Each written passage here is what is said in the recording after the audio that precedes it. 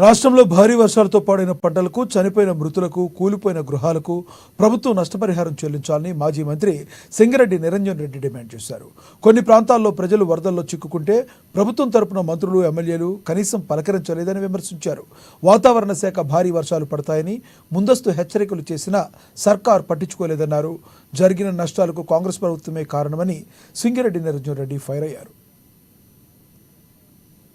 అదేవిధంగా అతలాకుతలం అవుతున్నారు. ప్రత్యేకించి లోతట్టు ప్రాంతాల్లో ఉండే ప్రజలు గాని, పేదలు గాని, చిన్న చిన్న ఇళ్లు గాని, మట్టి ఇళ్లు గాని, రేకుల ఇళ్లు గాని ఉండేటువంటి ప్రజలకు మరీ ఎక్కువ ఇబ్బందులైనాయి. మన చేతిలో ఉండే విపత్తు, కానీ విపత్తు సంభవించినప్పుడు ఏ రకంగా దాన్ని ఎదుర్కోవాలనేటువంటి దానికి సాంకేతిక పరిజ్ఞానం ఉంది, కావలసినంత హ్యూమన్ ఫోర్స్ ఉంది, ప్రభుత్వ యంత్రాంగం ఉంది. ఇన్ని ఉన్నప్పుడు ప్రజలు ఎక్కడికక్కడ అతలాకుతలమైనటువంటి స్థితి, దైన్య స్థితిని ఎందుకు ఎదుర్కొంటున్నారు? రాష్ట్ర వ్యాప్తంగా ఈ 4 రోజుల నుంచి ప్రజల యొక్క హాహాకారాలు చూస్తా ఉంటే గుడ్డు ద్రవించిపోతుంటాయి. ఉజ్వల భవిష్యత్తు ఉండేటువంటి ఒక వ్యవసాయ శాస్త్రవేత్త అమ్మాయి, యువన్ అమ్మాయి గంభీ తాను ఒక అంతర్జాతీయ సదస్సుకు హాజరవడానికి విమానాశ్రయానికి చేరుకునేటువంటి ప్రయత్నంలో వాళ్ళ ఊరు నుంచి బయలుదేరితే కారులో వస్తా ఉంటే కొట్టుకుపోయింది. హెలికాప్టర్ రాలేదని చేతులు ముడుచుకోండి. హెలికాప్టర్ లేదు. మీ పార్టీ నాయకుల వేడుకలకు, వివాహాలకు, మీ తఫరీల కోసం హెలికాప్టర్లు వాడుకోనికి అందుబాటు, ప్రజల ప్రాణాలు కాపాడానికి హెలికాప్టర్లు అందుబాటులో ఉండవు.